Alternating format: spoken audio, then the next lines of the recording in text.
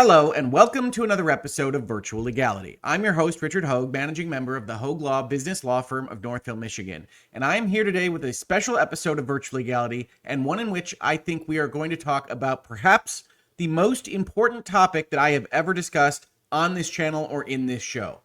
As such, I have a special favor to request. If you enjoy this conversation at all, if you have your own thoughts on this conversation, please do leave a comment to this YouTube video. There's a number of topics we're going to discuss that I have a feeling are not going to be thought kindly of by the algorithm that runs YouTube. If you're listening to this in podcast form, please leave a comment or review or otherwise. I think this is an important conversation to have, and the more people that can see this, that can talk about it, that can think about it, the better. But I do fear that because of the topics that we're about to discuss, all of the robot overlords that we otherwise interact with on a daily basis are not going to so much care for this particular video. So if you could do that for me, I would really appreciate it. Now, that said, we have to talk about censorship, and not censorship from a government, the spirit of censorship. We're going to talk about a third party coming in and changing what two consenting entities and individuals wish to do with the transactions and the money that they have earned or want to spend. And as part of that conversation, we're going to talk about some pretty gnarly topics. And that's how censorship gets you, to be frank. Before we even get into the subject matter here, censors operate on the premise that you're not going to be willing to defend that stuff that you find, for lack of a better word, icky. That society's disfavored are going to continue to be disfavored, and you're going to allow for that because you frankly disfavor them yourself. And that's totally understandable. But the stuff that they come for first is often only the first thing that they wind up going after. Let's talk about it. Steam now bans games that violate the rules and standards of payment processors and banks. This has primarily impacted titles with adult content. And this is an article from Engadget. We're not going to go over every possible article that you could read on this subject. There are hundreds, if not thousands of them. So if you're interested in this, please do go search out this information for yourself. I don't want to be the final arbiter of what's important about this story for you, but these are the articles and items that I found that I was interested in that I think outline what's happening here. Steam has added a new rule to its guidelines that has resulted in certain games getting banned, according to a report by Automaton. The new clause states that content that may violate the rules and standards set forth by Steam's payment processors and related card networks and banks or internet network providers is not allowed and could result in removal from the platform. And we're going to look at the primary source material here. We're going to look at that rule and my issues with it as a lawyer in just a minute. But continuing with this article, in other words, if credit card companies get mad about something, they could actually have the power to ban a game. And that seems a little bit overly general in this article, but I think it is apt. If you want to be concerned about this topic, what you should be concerned about is not specifically the games and content we are about to talk about right now, but what it means when you have a rule in place like the one we're about to see, when you have platforms like Steam capitulating to third parties like credit providers, and what it means for the content, the art, the expression that you can otherwise consume or that you can even see on a platform like that one. The clause goes on to say that this will affect certain kinds of adult-only content, so Valve and Gabe Newell hope. This has likely already resulted in many games being pulled off the platform. The vast majority of these titles have obvious sexual themes, and many have the word incest in the title. Hello, YouTube. I'm sure you're happy with me saying that word. We're going to look at that database entry in just a minute. This move might sound unusual on its face, but payment processors have consistently fought against being used to purchase adult content. These battles are typically instigated on the notion that adults-only platforms don't have enough safeguards in place against illegal content. Now that's important. That second sentence is an important part of this conversation because even the payment processors, the Visas, the MasterCards of the world, know that they don't have the authority to just go force people to do what they want in terms of content unless they can leverage it in some way. And the leverage here is the notion that these platforms can't have illegal content on them. They're not allowed to do that or they will get in trouble with the governmental authorities. And so these payment processors can at least hang their hat on the hook that, okay, what we really have an issue with is not the content itself. We're not that tyrannical. We're not that authoritarian. But we have an issue with the fact that we don't think your process is good enough to identify all the illegal content that you probably have on your platform. So that's part of how this conversation usually goes. That does not appear to be what's happening here. This is a step further than what we have seen in the recent past, and that's why it's worthy of conversation and why I'm so adamant about this topic today. MasterCard and Visa blocked the use of their cards on Pornhub in 2020.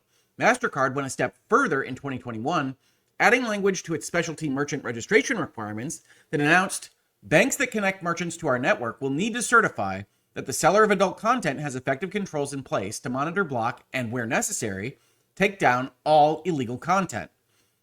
I doubt you'll find too many people upset that games with titles like Sex Adventures Incest Family were removed from the platform, says this Engadget author, but it could set a potentially troubling precedent. Some Steam users are upset with this rule change on the grounds that it creates the quiet normalization of financial censorship. Indeed, it does.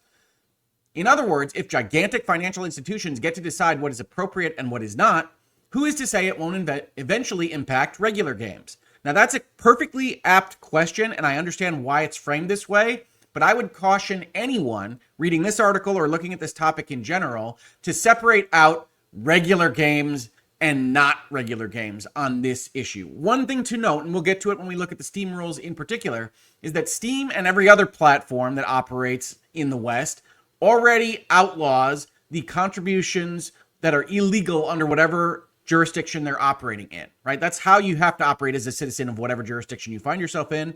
So Steam already says you will not upload things that are illegal. You promise that you won't upload things that are illegal. Yes, they will have processes in place on the background to check for what's illegal on the premise that people do occasionally lie when they sign those certifications.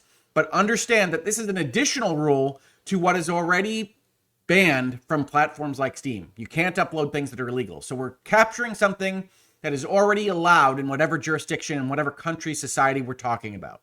One Steam user notes that queer content gets flagged as explicit even when it's PG, which is a sentiment echoed by others. One user says this move looks innocuous at first glance, but it's a Trojan horse.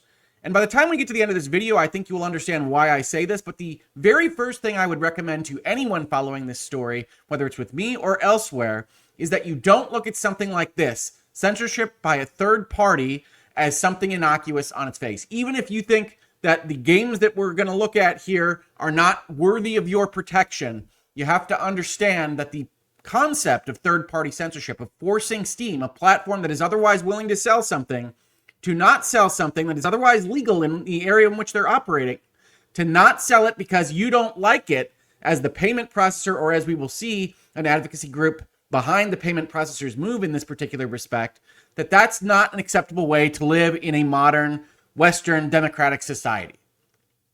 On the flip side, says Engadget, Steam has been home to some truly foul content over the years. We've reached out to Valve to ask for a comment on this news, and we'll update this post when we hear back. And we will get there in just a minute, I promise. Steam Database, which apparently keeps track of all the movements in and out of Steam, which I think is almost impossible because there are so many games moving in and out of Steam at any given time, pointed this out when it happened. This was what was referred to in that article we just looked at. Steam has added a new rule disallowing games that violate the rules and standards set forth by payment processors and card networks or internet network providers. At the same time, many incest-themed games were removed from the store. And then they show all these removals. And I can't promise you this, folks, but I'm pretty sure I have not personally bought any of these games. And yet I am still very passionate about fighting for freedom of expression and against actions like this.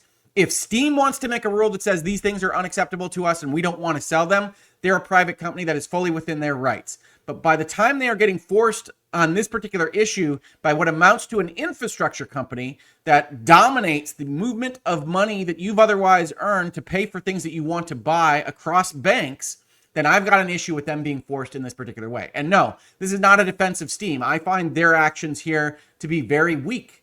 But if we look at the statements that they are going to make, and we will in just a minute, then we will see that they're mostly afraid of losing all their money, right? They've built all this platform out, but if nobody can pay them money for the content that they would otherwise provide, then that's going to scuttle their business, even if they would otherwise not have it scuttled.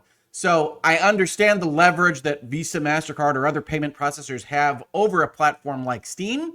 I would sit here and say, you've got to get strong. You've got to look at this and say, if we give an inch here, if we allow our payment processors, an infrastructure component of what we are doing here, to say what it is we are allowed and not allowed to sell, then there is no reasonable rubric, there's no reasonable rule we can put in place that stops them at a given line from telling us everything that we can and can't do. So if we want to have a platform at all, we have to hold our ground at some point. We have to do it now. And Steam hasn't done that. We will see in a moment that itch.io hasn't done that. If we want to stop this kind of censorship, if we want to stop payment processors, financial institutions, credit card companies from controlling what it is we can see, what we can think, what we can read, what we can play, then we have to start with these kinds of games, these kinds of moves, because otherwise it'll be too late. Continuing on, I would point out that one of the most famous movies of all time, In Chinatown, has a very significant incest-based component, and no one yet has tried to strike that down, but I use it as an example for what we used to know as a society was allowed in our fiction to say, hey, that's an interesting dramatic point, that's a story we can tell, and not otherwise think that it's endorsement or otherwise causing damage to the world if you're Visa or MasterCard. But I bring that up here only to point out that there are a lot of things that happen in fiction that we don't necessarily want happening in society, but we also don't want to ban everybody from reading, watching, or playing those things, especially solely on the ambit of the people that are ostensibly just trying to move money from bank to bank. Now, looking at that Steamworks documentation, as I promised earlier in this episode, we can scroll down and see what onboarding your product onto Steam looks like, what rules they give you for what is and isn't allowed. You can't include hate speech. You can't include nude or sexually explicit images of real people, adult content that isn't appropriately labeled or age-gated, libelous or defamatory statements, content that you don't own or have adequate rights to, content that violates the laws of any jurisdiction in which it will be available, content that is patently offensive or intended to shock or disgust viewers, content that exploits children in any way, and a lot of these rules already double up on that number 6 that's on your screen right now, content that violates the laws of any jurisdiction in which it will be available. Now, that's already a problematic bit of legal language, because if I'm making a game and I'm making it available in the United States through Steam, and you tell me, oh, well, China has a problem with it, and so I'm going to kick it off of Steam, that's not the greatest thing for me to have to deal with. I don't know what the laws are in every jurisdiction on Earth. In fact, I don't think any lawyer does. And so that's probably an unreasonable request, but not nearly as unreasonable as the new number 15, content that may violate the rules and standards set forth by Steam's payment processors and related card networks and banks or internet network providers. In particular, certain kinds of adult-only content. Now, Steam doesn't write their documentation like lawyers. They never have. That's a part of the software industry on the whole. They try to write things in what they call plain English. But it does mean that you introduce ambiguities. It does mean that you're not as precise as a lawyer drafting these things would otherwise be. So like this second sentence, in particular, certain kinds of adult-only content, really doesn't matter for what the actual restriction is. It's just included seemingly as an aside. But this restriction in 15 could capture anything at all. It doesn't reasonably stop at adult content. If Visa, MasterCard, PayPal, whomever decided that they didn't like gays, they didn't like blacks, they didn't like Republicans, whatever it is that they decided, and that goes against their rules and standards to depict them in any way, there is nothing in this provision that restricts their ability to ban those games or otherwise ask for their removal, only to quote unquote certain kinds of adult-only content. So that's the first thing I note here. The second thing I note is that content that may violate the rules and standards is a different kind of concept than, as we see in number 6, content that violates the laws, right? It's not content that may violate the laws. It's content that violates the laws. The provision in 15 should probably be written as content that actually violates the rules and standards set by their payment processors and related to everything else. But it doesn't. It says content that may violate those things. So one, it's inclusive of things that may not even violate it as long as they may violate it. And it's determined presumably by the payment processors themselves, who I don't have access to or optics on. And it's on standards and rules that don't appear to have been provided to me in any way. Presumably, Visa, MasterCard, and the other payment processors are not providing those standards and rules to Steam in general. And so if they're not doing that, then Steam can't pass them along to their clients, the people that put content and games on their platform. So we have like 5 different layers of ambiguity here that result in a person making content, making a game to put on the Steam platform so that they can make money, they can feed their family, whatever else that they're doing. And they don't even know what they're agreeing to here because they don't have these standards and rules to actually bounce off of in any event. So it's now sending content into the darkness, Valve presumably put this rule in place on the request of one or more of the payment processors at the heart of this particular controversy, but it provides absolutely no solace or understanding, no meeting of the minds as to what this term might even mean as between Valve and the people that are making their content. So this is a legal train wreck. This is a legal car crash, however you want to frame it, in your mind as it stands just as written. And that's before we even get to more of the problems as we go into this story. Continuing on, Valve confirms the credit card companies pressured it to delist certain adult games from Steam. It's not a great precedent, that's for sure, says PC Gamer. We were recently notified that certain games on Steam may violate the rules and standards set forth by our payment processors and the related card networks and banks, said Valve. As a result, we are retiring those games from being sold on the Steam store. Valve is reaching out to devs impacted by the change and issuing app credits should they have another game they'd like to distribute on Steam in the future. So Steam takes a bit of money, a small amount of money, in payment for actually putting the game on their platform. So if you get delisted after that's been paid, that's essentially been lost. They're not refunding that money, as best I can tell here. They're issuing a credit, like you get if your plane is delayed and you want to get to wherever it is that you're going, and you get a credit that may or may not be sufficient to actually get you to your destination. This is one of those situations where the company is keeping your money, keeping your cash that it can spend on other things, offering you a credit and not otherwise helping you out in the future. Now, that's better than nothing, to Valve's credit there, but it's not as good as a refund of the money that was spent on actually getting listed on the store. So just getting delisted randomly for nothing that you actually did wrong, because that rule that we just read was only put in place as a result of this story. That's a problem if I'm a video game creator and I'm trying to put something on one of these platforms. PC Gamer continues, to be fair to the house that Gabe Newell built, Steam, I don't think it has much of a choice. Now that's not true, but we'll talk about that in just a minute. Valve explicitly said that it was removing the offending games because loss of payment methods would prevent customers from being able to purchase other titles and game content on Steam. Now that's the framing device that Valve and Steam has used here. Hey, you won't be able to buy games from us if we can't support any of the credit card processing payments through our system. And so in order to make sure that you can continue to buy things from us, we're the good guys. We're going to get rid of these games that they don't otherwise like.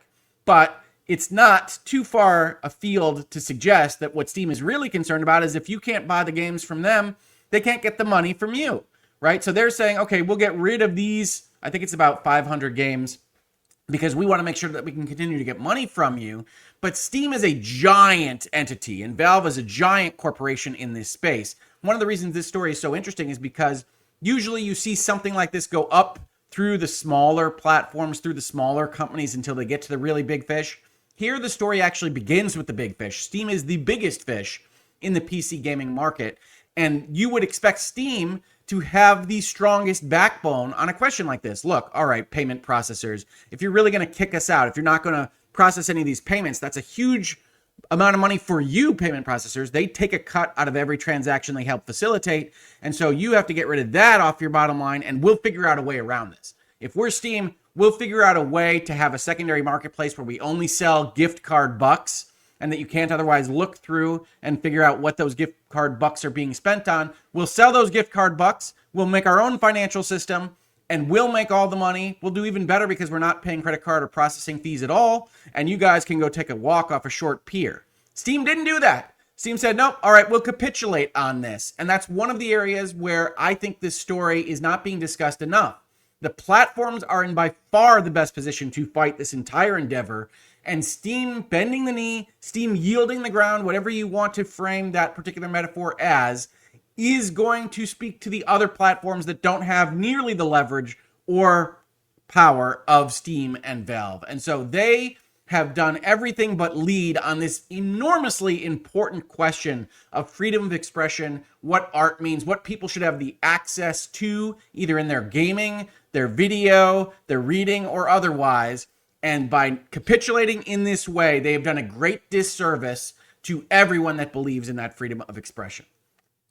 And I think that's all I wanted to pull from this particular PC Gamer article, except to note that this quote here that has Valve talking about payment methods being lost isn't otherwise sourced in the article. I hate it when authors do that. I was able to find it on an article from PC Guide, which links to another article, because this is the way these things sometimes go on the internet, to a source called Gaming on Linux. I wasn't able to get that particular link provided in this article to actually show this quote. So we're a couple of steps removed from actually seeing Valve make this statement, but there's no real reason to believe that they didn't express this thought. So we're going to continue to say it here. It's reported on in a number of places. We were recently notified that certain games may violate the rules and standards set forth by our payment processors and their related card networks and banks.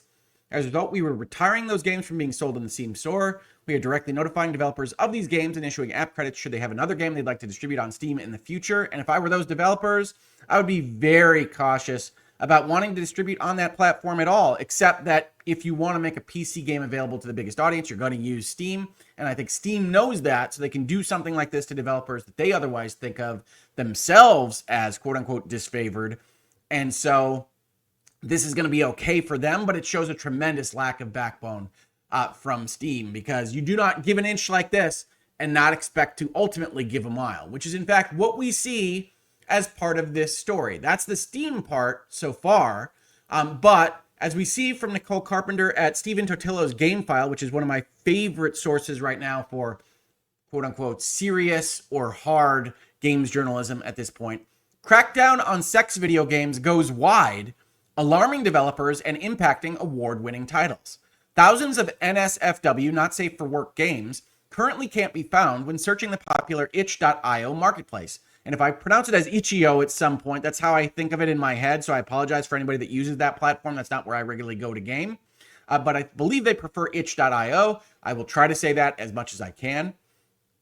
Thousands of games labeled not safe for work no longer show up in the search results for two of the biggest online marketplaces for PC games, following a crackdown that ostensibly involved hundreds of games featuring rape, incest, and child sex abuse on Steam. And yes, YouTube is just going to love this video, you can already tell.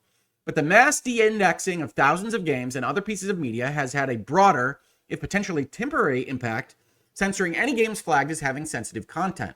Some of those games are indie award winners. Now, I understand the framing device of this article. Look, it is very hard to defend the long list of sex, family, incest titles that are on that Steam database. I get that. That is how censorship works. And so you take an article like this and you try to frame it as, but it captured some other more important, more regular, more normal games in the maelstrom of removals here, and so care about that one. What I would tell my viewers, my listeners here in Virtual Legality, is to try to avoid that distinction in your own head. This is not about regular, not regular. This is not about what is beyond the pale and what is acceptable. And oh no, the critically acclaimed game has been sucked into this particular maelstrom.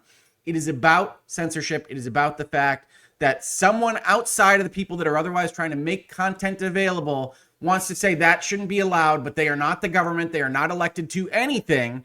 And that should be looked very much askance, very circumspectly, very cautiously by anybody that is reading this story. So we're going to hear a good story about how a critically acclaimed game got sucked into this.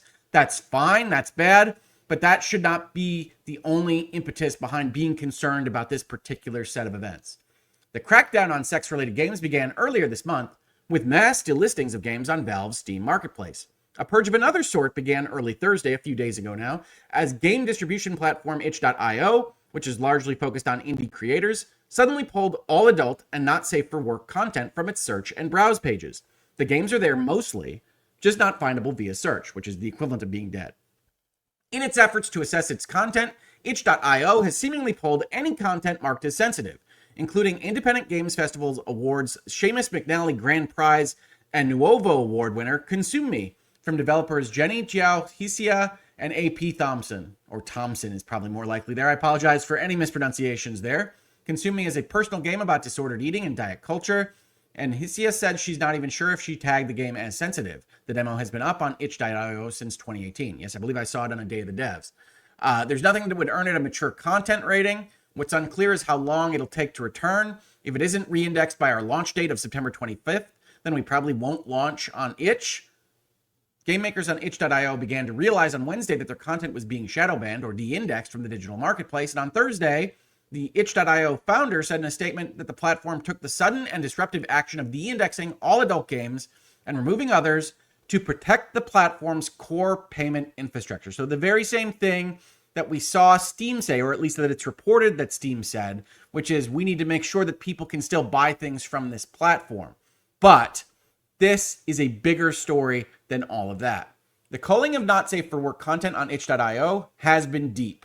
On July 16th, there were 28,144 games in the not safe for work category page on itch.io. Now only 5,979 appear, and it's not clear why these games remain despite being listed on the NSFW category page. Earlier this month, 7,167 games on itch were tagged NSFW. Now only 2 such games can be found. The majority of games impacted by itch.io's new policy are still available to access and purchase, but don't show up during searches. And we're going to look at the itch.io statement as part of this in just a second. As with Valve Software's recent removal of several games with sexual content from its Steam platform, itch.io was targeted by Collective Shout. And keep that name in mind. We're going to get to that towards the tail end of this video. You better believe we are. An Australian group that describes itself as a grassroots campaign movement against the objectification of women and the sexualization of girls, and that calls for censorship of what it deems to be pornographic. And that what it deems to be is so important as part of this conversation, right? We are talking about a group of people that are self-selected and determining of their own accord what is and is not acceptable for you or I to consume or observe. That's the core of this conversation. This is not an elected group. These are not government officials of any kind. These are people that apparently are from Australia that have decided that they are going to change the culture of Earth, and they're going to do it by convincing Visa, MasterCard, and other payment processors that they should pull back their processing services when there's something that this particular group doesn't like available on those platforms. Regardless, again, of whether or not what we're talking about is legal, because places like Steam already have bans on what is illegal, that you can't put that content on their platform. The group has claimed responsibility for acts like Target and Kmart pulling the popular Grand Theft Auto 5 from their Australian stores and getting musician Tyler, the Creator's Australian tour, canceled. Tyler, the Creator, probably one name. Don't know his music, so I apologize there. In April, Collective Shout aimed its efforts at Valve and itch.io to get a game called No Mercy removed from sale. Its creators said the game is about male domination and allows the players to have sex with any woman, including your mother and other family members, whether she wants to or not. No Mercy, as described, is on the extreme end of the spectrum and was indeed pulled from all storefronts. Now, Ms. Carpenter, the author of this article, is doing a really good job putting the right language in place to suggest what she knows and what she doesn't know here, right? She takes the No Mercy description from what she could find from Collective Shout and says, as described, this is on the far end of the spectrum. Other language that she uses talks about the things that she can convey properly, that she has actual knowledge of and what she can't. This is one of the reasons I like Game Files so much, is that they take the effort to actually make sure that they aren't just stoking the fires of internet outrage and do a better job than most of conveying what's actually happened to you as you read it. So I give full endorsement to GameFile. If you're interested, it's a Substack. Stephen Tortello, formerly of Kotaku, formerly of MTV Gaming, runs it. I think he may have mentioned Virtual Legality in one or more of them in the past. I'm not positive of that, but this is not a funded endorsement. I just really like their content, so check it out when you get the chance. This continues to talk about, on July 11th, Collective Shout announced it had sent an open letter to a group of CEOs at 6 digital payment processors, including PayPal and MasterCard, urging them to block payment processing for both Steam, itch.io, and any other platforms hosting similar games. The group wrote, "We do not see how facilitating payment transactions and deriving financial benefit from those violent and unethical games is consistent with your corporate values and mission statements." And we're going to look at that letter in full towards the tail end of this video. Payment processors have power over the people and companies who rely on them.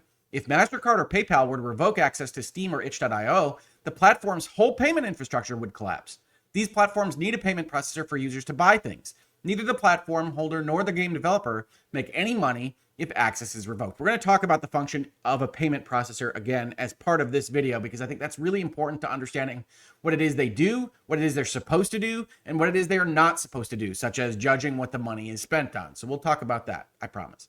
On July 18th, Valve confirmed to PC Gamer that it had been recently notified that certain games on Steam may violate the rules and standards set forth by our payment processors and the related card networks and banks. Note, by the way, as part of this statement, and I should have mentioned this earlier, that Valve is using the same language that they actually just put into their rules for content providers on their platform. They have been notified that certain games may violate the rules and standards. So it appears that Valve is doing this without direct understanding that the actual games at issue here do violate those rules and standards. Just a statement, presumably from one or more of the payment processors that said they may, because nobody's going through any kind of due process here to actually establish what is in and what is not in these games. By July 19th, Collective Shout had claimed the win after dozens of games were removed. Valve also quietly added a clause to its policies that we went over at the top of this video. While most impacted games on itch.io are still there, just not searchable, some have been removed from the site. And then they go over some of the summaries here. I will link these articles in the podcast description to this video so that you can check those out for yourself. But that's the situation with itch.io, and they made their own statement much more publicly than Steam actually did. We have de-indexed, says itch.io, all adult, not safe for work content from our browse and search pages. We understand this action is sudden and disruptive, and we are truly sorry for the frustration and confusion caused by this change. Recently, we came under scrutiny from our payment processors regarding the nature of some content hosted on itch.io.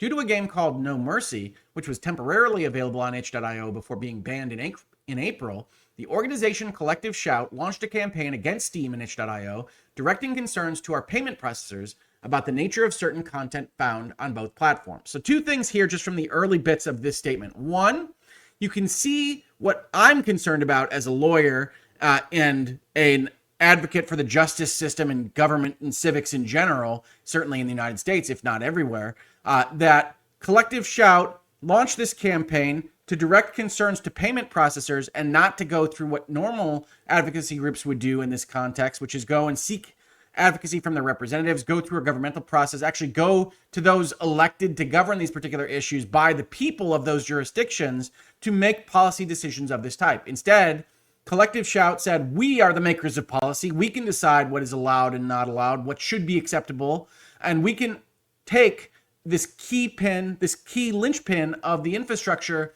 of digital platforms like Steam and itch.io and tell that linchpin that we have this problem and we're going to make it public. We're going to do all these bad things to you if you don't otherwise facilitate what it is that we want to see happen. Collective Shout does this. They do it for No Mercy to begin with, and that is, in fact, the slippery slope that leads us here to July 2025. But there is no indication, there's no reason to believe that slope is otherwise going to end just with these removals just in July of 2025. Itch.io continues, our ability to process payments is critical for every creator on our platform. To ensure that we can continue to operate and provide a marketplace for all developers, we must prioritize our relationship with our payment partners and take immediate steps towards compliance. And again, this is the same concept that Steam and Valve put out there, which is that we want to make sure that we can still allow you to buy the other games that you otherwise want. These things are probably not high volume on these platforms in any event. But again, it's very self-serving, right? This is a sign of weakness of the platform, not strength. They're trying to say, we're helping you, the customer, make sure that you can buy the things you want to buy. But realistically, they are saying we need to make sure that we can have a digital pipeline of money or else we're not going to be able to function as a platform. Same as Steam did. But one thing I would impart on you if you're watching this or you're listening to it is that as a consumer, we should take the steps to talk to these platforms to say, hey, look, we understand the situation. If you wind up getting MasterCard, PayPal, Visa, whatever it is, stripped from our ability to pay you in that function, let's figure out a way, whether it's bubblegum or baling wire, to get you a financial infrastructure to get you money. We would much rather support a platform that is going to defend our right to play what we want to play, to defend the freedom of expression over all of these people that are making those things. And we would not like to see whatever it is that you are really concerned about, whether it's Grand Theft Auto, Detroit Become Human, some other games that have popped up as part of this particular story, Baldur's Gate 3, and we want to make sure that we can still access those things. Let's figure this thing out together. Let's not negotiate with these people because this is no way at all to run a railroad. This is a time critical for itch.io. The situation developed rapidly and we had to act urgently to protect the platform's core payment and infrastructure. Unfortunately, this meant it was not realistic to provide creators with advance notice before making this change.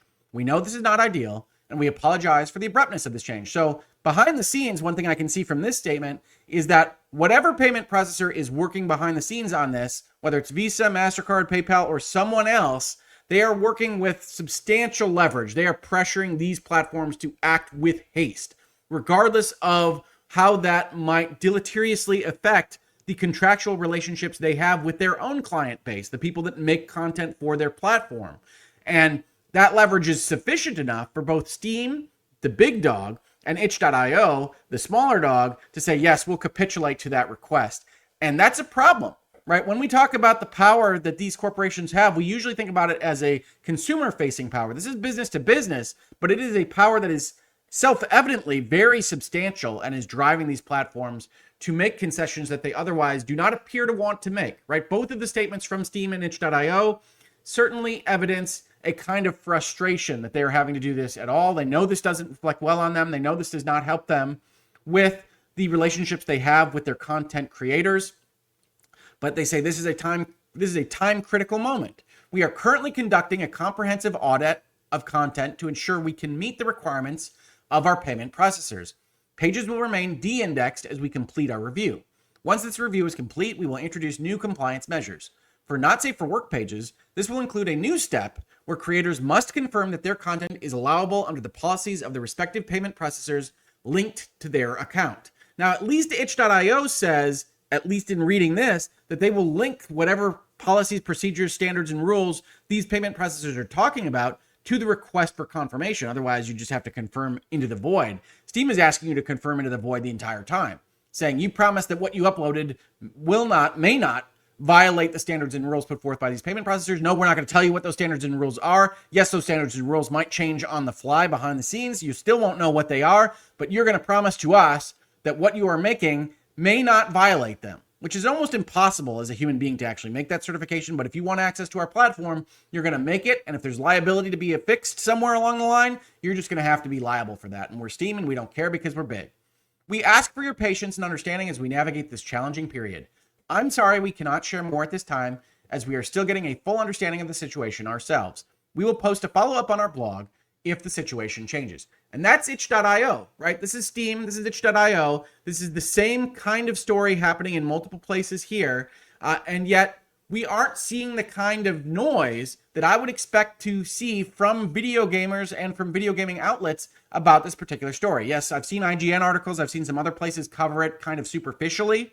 But this is an existential threat to video gaming, if not to all art on all digital marketplaces. There is no reasonable place where this kind of concept can stop, right? If you are going to accede to this on this particular ground, hey, Visa, MasterCard, PayPal, whomever doesn't like it, then there is nothing that stops them from not liking the next thing tomorrow. And if you are going to accede every time, then they're just going to eat the whole thing. They're going to eat the whole platform. They're going to eat all art on earth if this is honestly allowed to continue in this way. Now, I don't think the platform holders will allow it to continue till the ends of the earth, but they have not indicated to me as of yet that they have any backbone to stop any of this at present.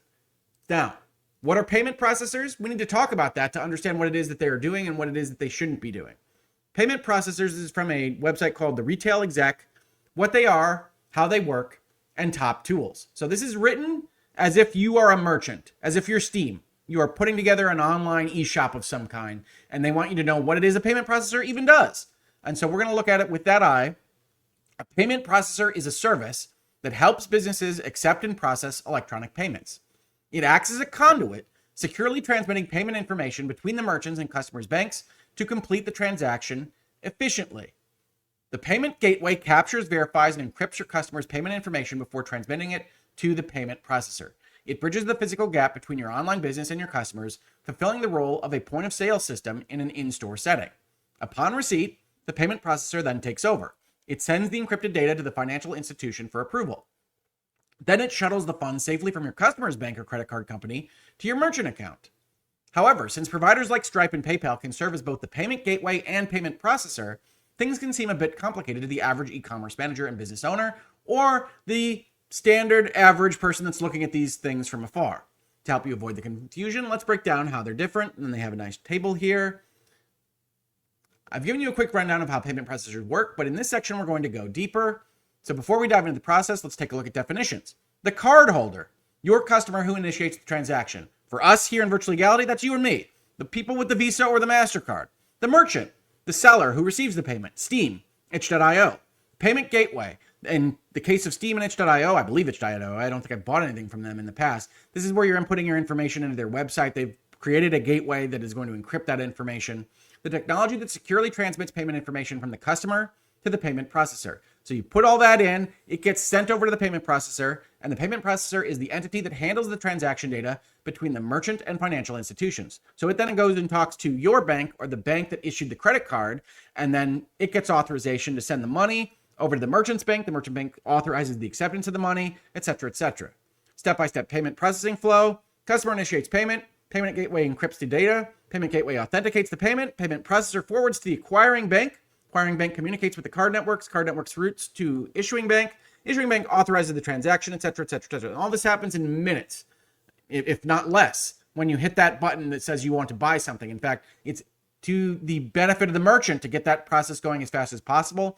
And what these payment processors are supposed to do is be able to do that quickly, efficiently, and validly to make sure money isn't changing hands in a way that isn't authorized by the various parties as part of this deal flow. But what they aren't supposed to do is really consider what it is that this money is being spent to buy. You don't see any indication here of why the money is changing hands. Essentially, when you have a credit card that's issued by JP Morgan Chase, you are saying, okay, I want to send $60 to this particular merchant, and that's all you get to know about it. Move that $60 that I earned doing my job and otherwise doing the things that I provide value to society for, and you just move it. That's what you are providing value for, and you don't ask any questions. This is most commonly thought of as a kind of common carrier type function. If you aren't familiar with the phrase common carrier, we're going to get to that in just a minute. But suffice it to say, this is an infrastructure type function. This is a utility type function. We need to move money from bank to bank. We have a very regulated and enormously complicated industry that has the money in these various institutions. And so we need somebody to help facilitate those moves. And you aren't otherwise supposed to be in the business of judging what it is that that movement is happening for. And yet, Visa, MasterCard, PayPal, other payment processors say, well, we have some thoughts about what you should be spending your money on. And well, I have some thoughts about what they are thinking on that particular score. That's what a payment processor is. And yet, because of those regulations in the financial industry, they have a lot of interest in a bunch of other stuff because, in the United States at least, we have a number of rules about anti-money laundering and other requirements of banks, financial institutions, and money movers that have to go and look deep into whether or not money is moving for some kind of illegal purpose, right? So they don't want to have liability to government or otherwise for the money being used in some form or fashion that would run afoul of these regulations. And so they can take a deeper interest, really by law, in what this money is being used for. And that has led to things like this, where PayPal, Stripe, Visa, MasterCard, other payment processors have their own rules about what it is you can and can't spend your money on. It's one of the reasons we've seen issues with places like Patreon before. And please do support the channel through Patreon if you still can by the time this video is actually uploaded. But we have seen this in the past, that these payment processors have decided that their ability to make sure that things aren't illegal, that their money is being spent on, means that they have to take a more directed path to making sure that whatever the merchant is selling doesn't have any illegal components within it. And that's kind of a hook to hang their hat on, as I used the phrase in the past. But it really doesn't mean what these payment processors seem to think that it means, which is that they should put their nose into everything anybody anywhere in the world wants to do with their money. That's really not what they're designed for, and it's really not any effective way for this to all operate. Now, I did pull up one place where I actually saw somebody talking about what these payment processors were actually asking for. This is a website called civ.itai, I think. And so this is a blog post that talks about payment processors saying that you shouldn't show incest. We knew that was a flag point based on stevenitch.io. Self-harm, content that promotes hate, bodily excretions, etc., which somebody in the text that I saw on this particular story rightly brings up as Death Stranding. Death Stranding, one of the best games of the year. Death Stranding 2, one of the best games of the year.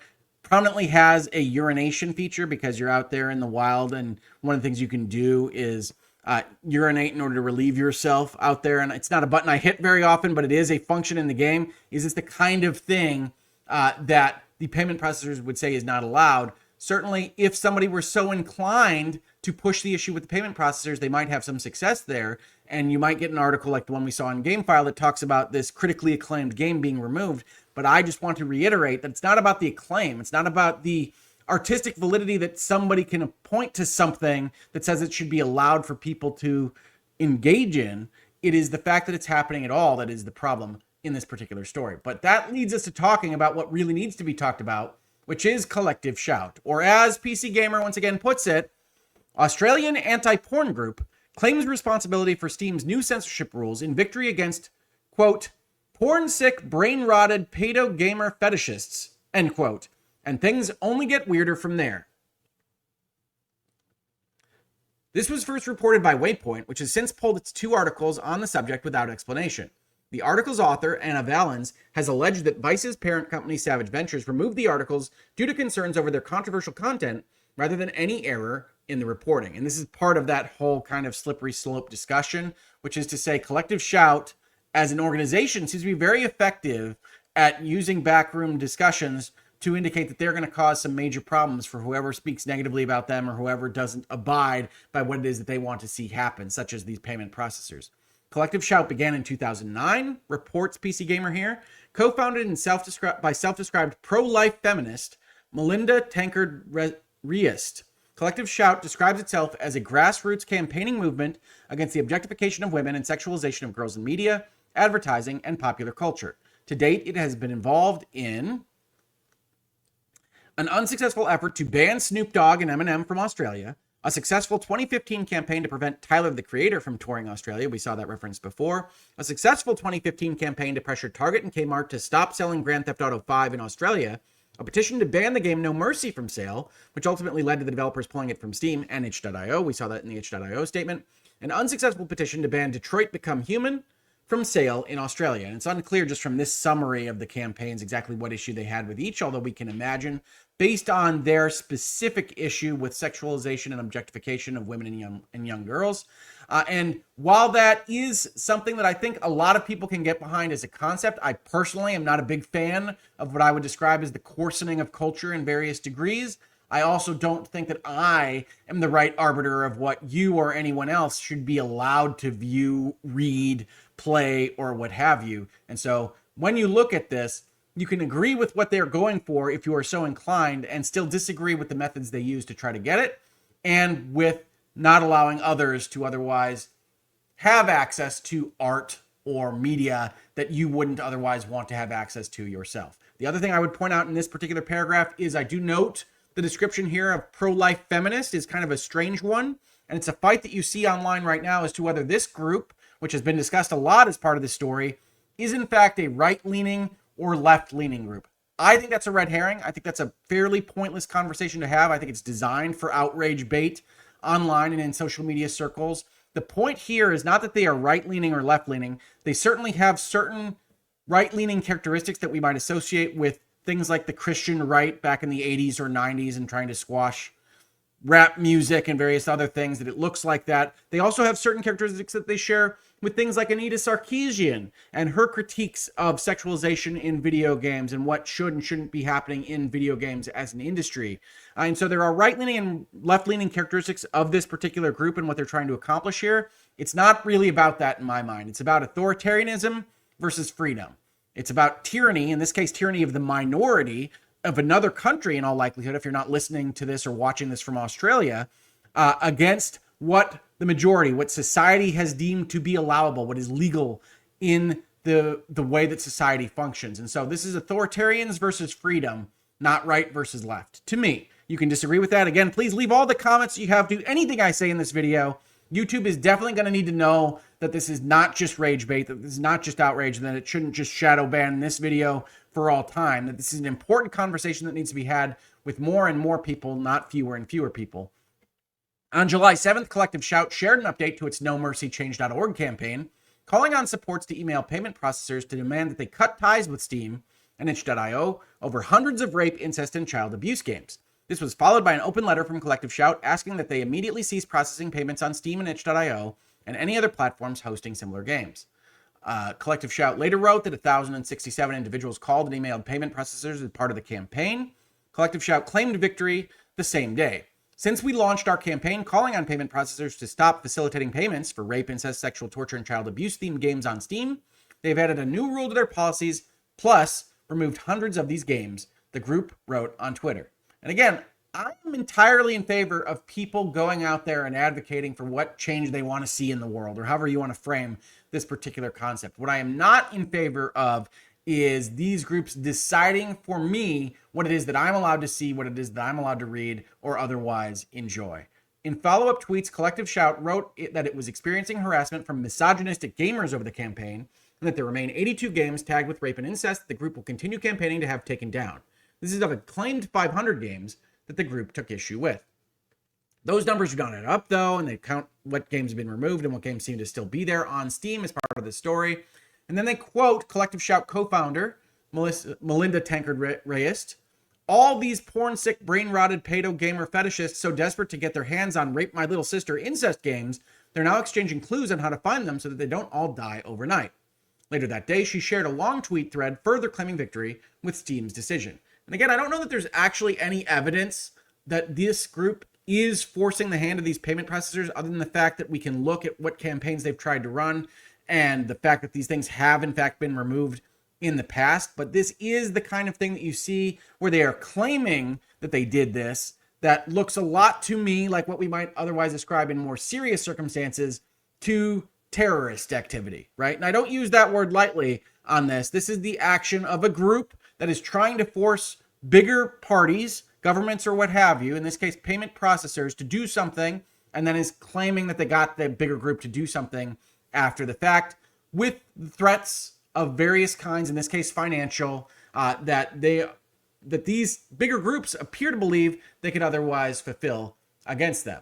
The articles remain available on the Wayback Machine. I fact-checked every article's content, and then they start talking about the removals over on Waypoint as part of this discussion. But let's talk about Collective Shout overall. You can see from their website, they have a number of campaigns they are arguing against. They've got one here, Ban Porn on X, formerly Twitter.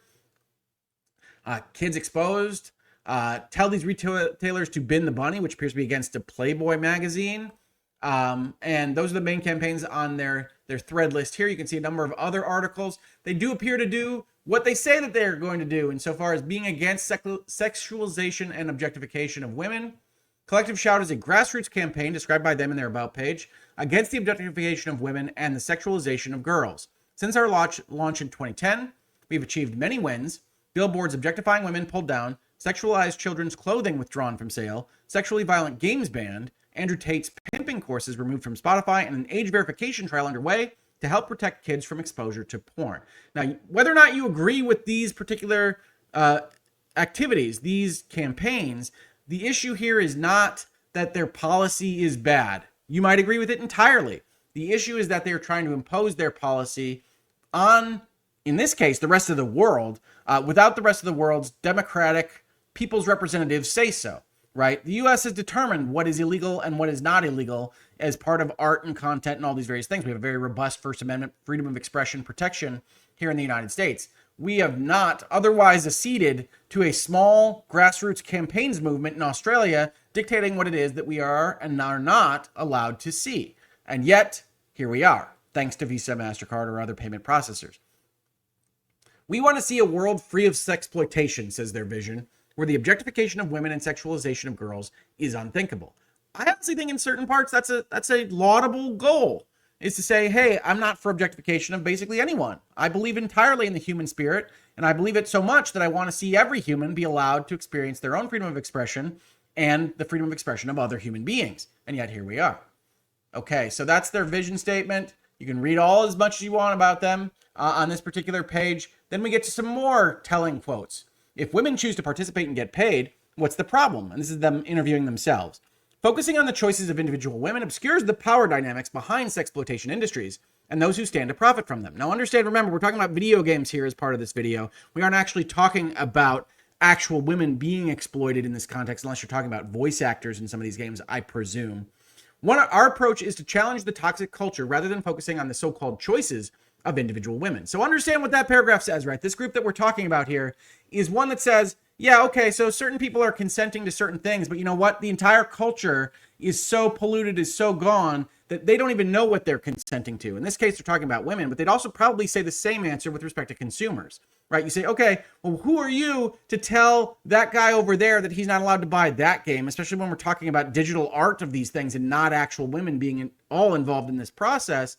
And they say, well, yes, okay, that's fine. People can make choices, but they're not really making choices here because The power dynamics are all askewed, and the toxic culture has ruined anybody's ability to actually consent to any of this. And so we're going to change that for you here from Australia with the power of the payment processors at our back. They continue. They have another answer here that I wanted to highlight. Why are you against child sex abuse dolls? And I was only able to put this by context. It appears that there are dolls that some people use to allow men to abuse them at some kind of concept. I don't really understand this particular issue, so apologies there. If you've got more to enlighten me with, leave it in the comments. Don't be too explicit or YouTube will hate that too.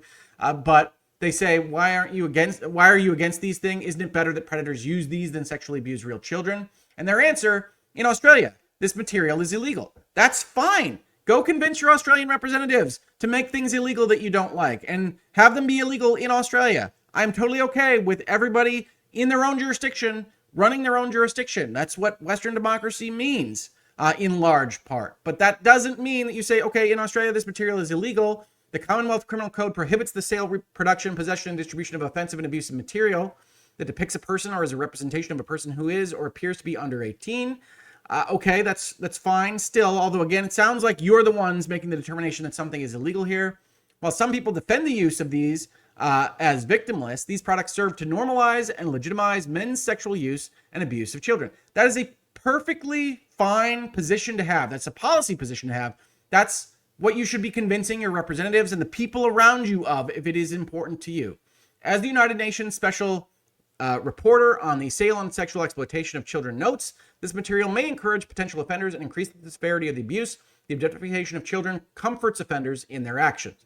A 2019 report by the Australian Institute of Criminology concluded not only that there was no evidence child sex abuse dolls prevented abuse, but that they could increase the risk of child sexual abuse by desensitizing users, bridging the gap between fantasy and reality, and can be used to groom children. Folks, that's a policy argument, right? We're used to seeing these kinds of things, and you can agree with that side of the policy argument, or you can disagree with it entirely. That's what the democratic process is about. The process of convincing your fellow citizens in whatever jurisdiction you're located in that you are right about issue X and they're wrong about that issue, and putting a law together that makes sure that society represents what it is that you think is the right way for society to go. That's democracy. That's what it means. This is not that. This is having a policy prescription saying this is what we think. We've got these reports that back us up. I guarantee you that there are reports that say the opposite. That's how reports work.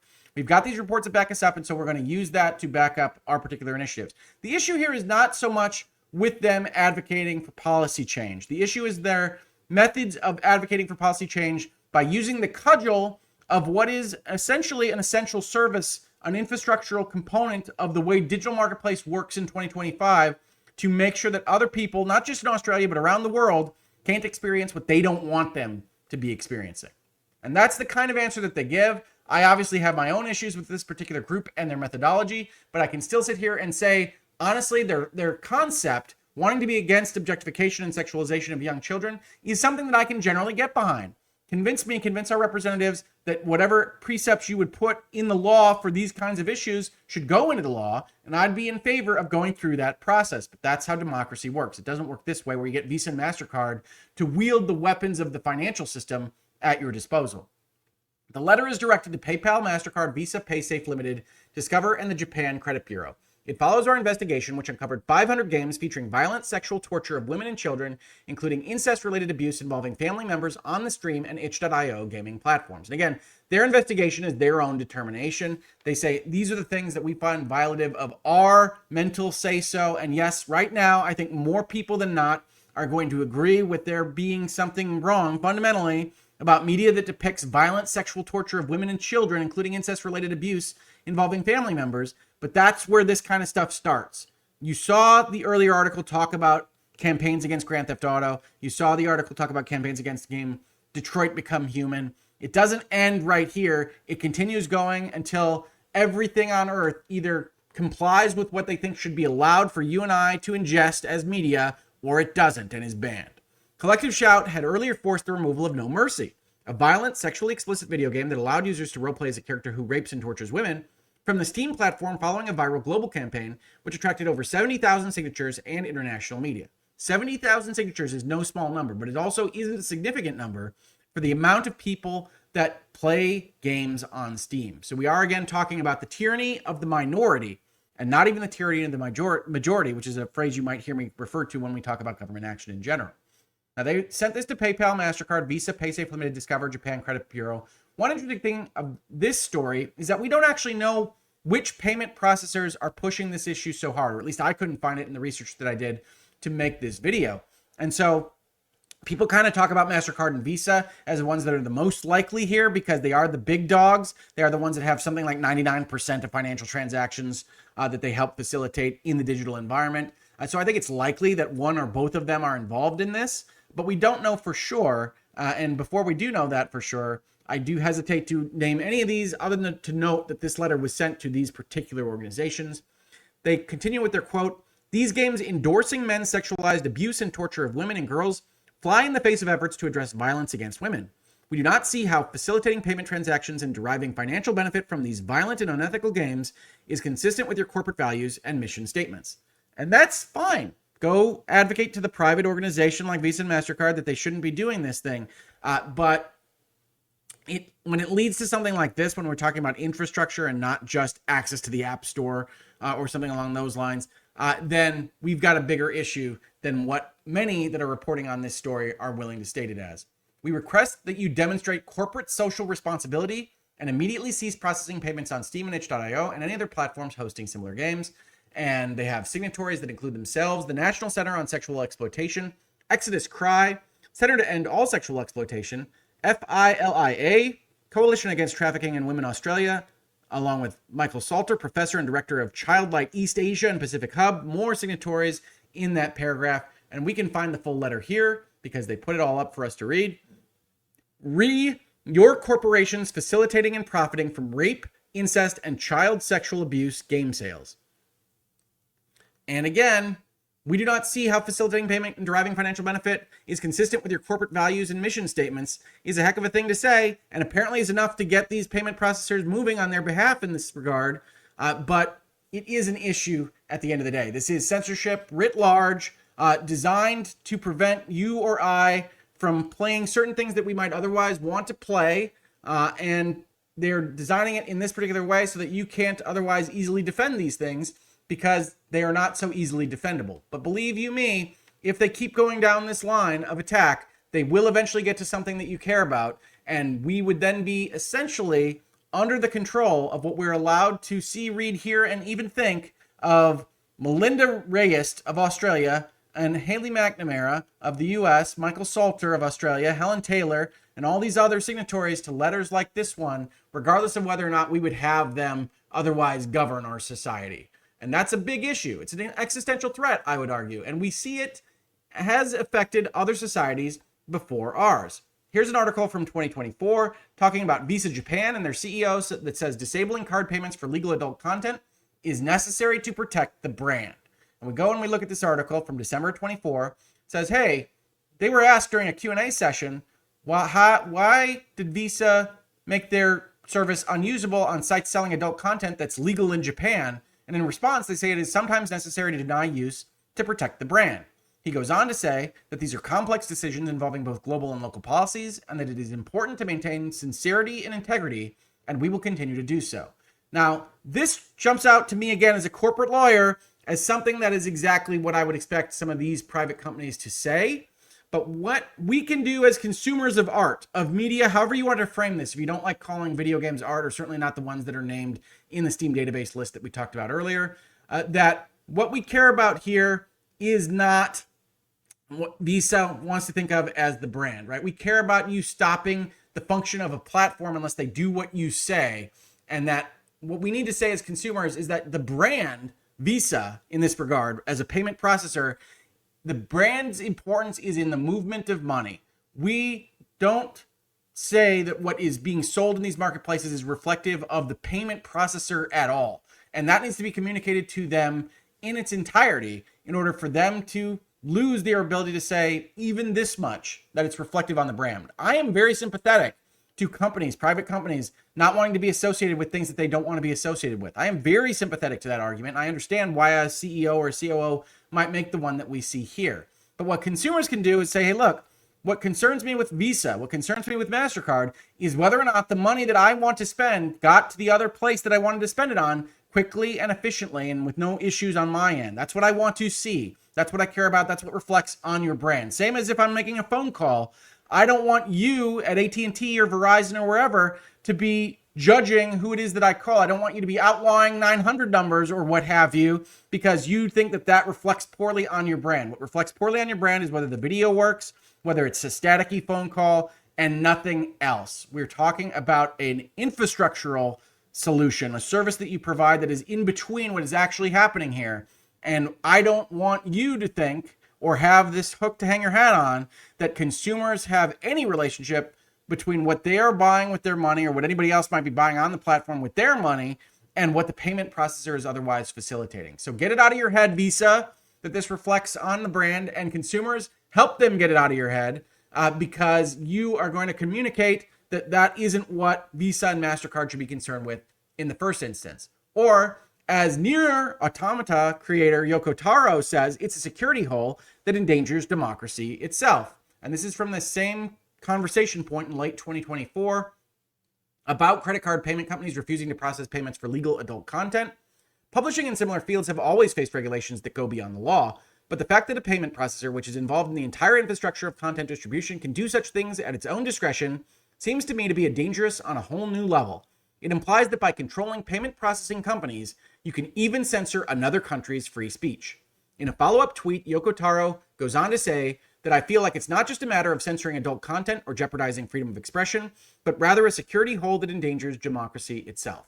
And I looked at this article when I was researching this video, and I thought to myself to begin with, well, that seems a little bit far, doesn't it? But obviously, if you've been listening to me this whole time, you know that I've adopted this as basically true, right? If you've got a society, if you've got a Western democracy and you're electing your representatives to have these policy conversations and policy debates to determine what is and isn't allowed in that society, then to have another group, especially one that's foreign, that's outside the bounds of the jurisdiction of your society, determine for you what is and isn't allowed without going through that policy process is fundamentally anti-democratic.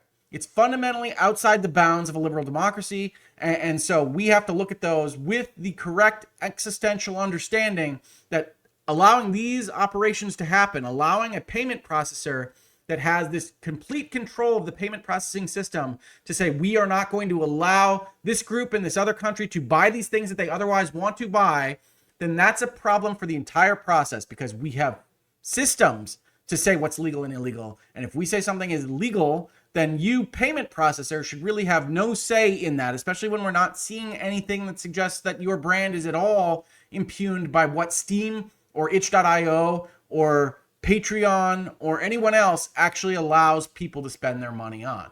And that's the real threat here. Now, folks have asked me when they wanted to talk about this issue, what laws could we potentially invoke here? They asked me about antitrust because Visa and MasterCard in particular control so much of the marketplace. I don't think that's a terribly good mechanism to try to seek protection from Visa and MasterCard, primarily because the law, the Sherman Act in the United States, that I've got highlighted on your screen right now, that says every contract in the form of trust or otherwise in restraint of trade is declared to be illegal, is predominantly focused on restraints of trade that are designed to benefit the market situation of the actor, right? If Visa were making contracts or otherwise restricting Steam because they thought it enhanced the market presence of Visa or MasterCard or PayPal or whoever we want to put on that side of the ledger on this question, then the law probably has something to say about that. The law probably has something to say that's a restraint of trade that's designed to help enhance your market position. And so we can be concerned with that. In this particular case, though, they are essentially acting as a co-opted political entity, almost a quasi-extra government, making these policy determinations on the part of Steam and on the users of Steam or itch.io. And so I don't think the law actually would look at this as a restraint of trade for most precedent that we could talk about in this circumstance. It's not impossible, and new laws and novel applications of laws happen all the time, but I think it's probably a difficult argument to win in the long run. Antitrust laws are famously kind of difficult to impose on private actors, certainly by a private actor themselves and not a government agency like the FTC or the Department of Justice. So I think that's probably a pretty poor solution to this particular issue. But the one that I did want to highlight for you, you heard me reference it earlier in this video, is the concept of a common carrier. Now, you may have heard this phrase if you're a big reader of Supreme Court decisions in the past, because there's been a conversation as to whether or not internet providers, internet service providers, and other kind of infrastructure providers around the internet should be considered common carriers. And what is a common carrier? Well, I pulled up a law blog article for you here. It says a common carrier is a private or public entity that transports goods or people for a fee and is required by law to provide its services to anyone willing to pay. Now, that's actually a little bit too reductive as to what a common carrier is, because in the United States, as they continue, common carriers are regulated by the Federal Communications Commission under Title II of the Communications Act of 1934. You say, well, Rick, didn't they just say it's about moving goods or people? How does the Communications Act come into play? That's because telecommunications, phones, internet providers, and whatnot, those are the most predominant common carriers in American regulatory law. Right? When we talk about that phone, I wasn't using that example just out of nowhere to talk about it. It's that we think that telephone companies are providing a service to everyone. They don't decide who it is that they can provide the service to and not. They don't decide who it is you can talk to and what subjects you can talk to them about or not, right? It would be a real issue in the United States if Verizon could just come in and say, well, we're not going to provide phone service to you anymore because we thought that phone sex you had with your wife was a little too kinky for our liking. And so good luck finding another phone service. That's not how phone operators work. And we accept that because it's such a fundamental, important infrastructural component of modern society that telecommunications carriers are all kind of ruled as common carriers. They have to bring everybody on. There are regulations around what fees they can charge and how they can operate. And that can be its own problem, right? I'm not going to sit here as a corporate lawyer and tell you that government regulations is all fantastic in every regard. But in certain circumstances where a service that is provided is essentially essential for the operation of a modern economy, then the government often has reason and ability to step in and say, look, you need to offer your stuff on a non-discriminatory basis. You need to offer it to everybody, and you're not to look at the underlying subject matter of what your service is used for, right? Your job is to make sure money X goes from bank Y to bank Z and to take no interest in why that money is changing hands. Now, the government itself, as I said before in this video, has already complicated that matter somewhat because of anti-money laundering rules and other know your customer rules that have been imposed on banks and financial institutions of all kinds. But setting that aside for just a moment, I do think that there could be pressure put on places like Visa and MasterCard and other payment processors that say, look, if you're going to operate in this industry, if you're going to move money from point X to point Y, then you need to be a common carrier. You need to offer your service without discrimination. You should have no interest in what that money is being used for, because that's not your job. If it is anybody's job, it's the government's job, and the people elect their representatives to determine what interest the government should have in what that money is spent on. And I think that's an argument that you could make. I think it's an argument that people could win, and I certainly think it's an argument that would freak the Visas and MasterCards of the world out if it began to gain traction at any significant degree. Common carriers, after all, are obligated to serve all customers equally as long as the request complies with legal and operational requirements. They have a bunch of regulations that are imposed upon them by the United States. Regulatory bodies grant carriers the authority to operate under specific terms, rates, schedules, and rules. These bodies can create, interpret, and enforce regulations on those carriers, ensuring safety and compliance in their operations, which is a very generous reading of what the regulatory bodies do in this regard. But it does mean that you wind up with things like payment processing, which nobody thinks of as being a part of the economy that should dictate what content is available for people to otherwise consume, is regulated as the utility that it is, right? The water coming into your home, the electricity coming into your home, moving money in a digital environment in the 21st century is that important to that many people that maybe this is the kind of thing where the government should step in, even if they are loath to do so, because the government has been very slow in doing much of anything with the digital infrastructure overall. And that's not to say that that's where I want things to wind up here, but it is the kind of pressure that people that were interested in this particular topic could put on Visa and MasterCard if they were so inclined. Which leads us to, what can you do, right? So I wanted to talk as part of this video, which is very rare for me in Virtual Legality, about what you might be interested in doing if you were very interested in this topic, right? So this looks like a bad thing. Rick just said this is one of the most important videos in Virtual Legality that he's ever made. He's very concerned about the freedom of expression. He thinks this is a slippery slope that leads to more and more censorship. And if we don't do something to buoy these platforms, to cut down on these payment processors, to talk about these activists, and otherwise to advocate in our own governments, then this could get out of hand very, very quick. Or as I put on social media the other day when I was potentially planning to make this video, This is the kind of story that can eat the whole industry, if not multiple industries. This could eat all of culture and media creation across the world if it's allowed that Visa and MasterCard get to decide what it is that you or I can otherwise imbibe. So what can you do? Well, I would offer that if you are going to look at this from the platform's perspective, as I said at the top of this video, then you need to look at them and say, this is weak sauce, right? This is bad. You don't have the backbone that you need to have here. And if you don't get the backbone, you're going to lose the ability to control what it is that you sell to me entirely. So don't negotiate with the terrorists, Steam.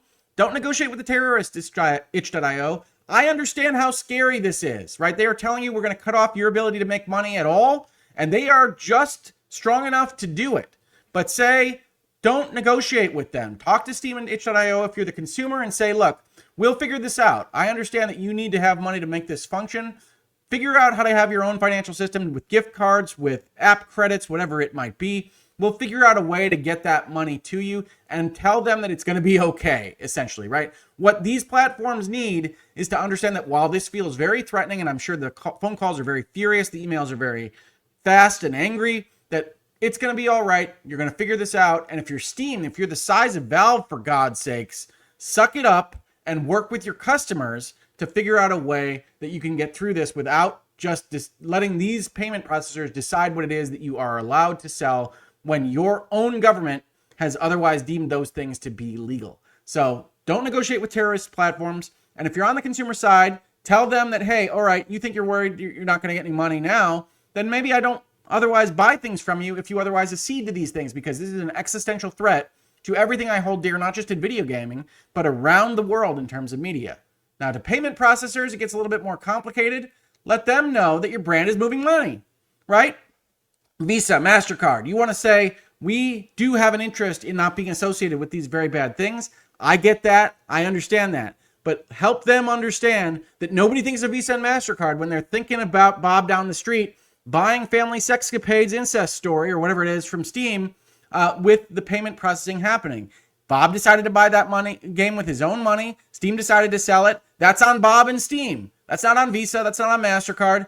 Don't let them think that it is, and help them to understand that it isn't, right? Or at least help the world understand that if they make this claim in the future, that it's all ridiculous and that nobody's making this association anyway. And it's essentially a lie to help them do what it is that they want to do vis-a-vis censorship.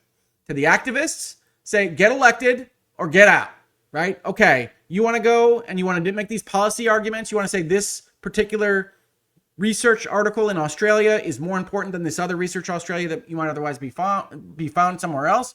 Then get elected to the representative role in your government, make the laws that you think need to be made, convince your representatives, if you'd prefer, convince the people around you to elect representatives that you'd prefer, whatever it is that is democracy in your particular jurisdiction, or get out of here with these arguments, right? Get out of here with, okay, we're going to go around the horn. We're going to make Visa and MasterCard the de facto super government of the earth, and get out, because even if you make a good point, you are not acting in democratic principles. You aren't acting in the liberal democracy way that we would see you act. So do that for the activists. And on the government side, let them know that essential services are essential. That what we're talking about here when we talk about payment processing has for too long been allowed to operate as a purely private company with basically no other things to think about, and needs to be regulated as a common carrier. It needs to be regulated like a utility in order to keep that function. If you want to have that role, Visa and MasterCard, if you want to have that size and power, then you need to treat everybody equally, and we're not going to abide by you deciding what is and isn't allowed when the government itself hasn't made that determination. Or continuing from there, if you really want to get aggressive with the government side of things and you're in the United States, talk about know your customer rules, talk about financial regulations, talk about anti-money laundering laws, all of which permit, if not encourage, financial institutions and people like payment processors to look inside the transactions in a way that is not only violative of certain people's privacy, but also leads to conversations like this one that jeopardize the entirety of the media infrastructure in the United States and beyond. So don't negotiate with terrorists. Your brand is moving money. Get elected or get out. Essential services are essential. You can do all of these things. You can have these stances. You can communicate on this level. And you can also tell Steam and itch.io if they continue down this path, then they're going to be losing money anyway, because you're not going to be willing to buy from them because they aren't defending what's so important about what they should be defending, the very platforms that make them all the money that they have today. So think about those things. Please do consider them and leave any comments that you can in the description or in the comments to this video, because every little bit always helps. But in this particular case, I think this is a very important video that we've made today. I think YouTube is very likely to not show it to so many people if it doesn't get those comments from you, the upvotes, the other things that you can tell YouTube that you're interested in this content. And thank you so much for being here. If you want to support conversations like this one, please do check out the Patreon. I'm also regularly doing live streams, so consider joining as a member of the channel, having super chats in those live streams, or otherwise gifting those memberships. Those are all fantastic ways to support the channel. Otherwise, as I said, just subscribing, telling your friends, leaving comments to videos like this one. Every little bit helps, and I very much appreciate you for doing any or all of those steps. Thank you so much. Virtual Legality is a YouTube video series with audio podcast versions presented as commentary and for education and entertainment purposes only. It does not constitute legal advice and does not create an attorney-client relationship. If you have legal questions about the topics discussed, please consult your own legal counsel.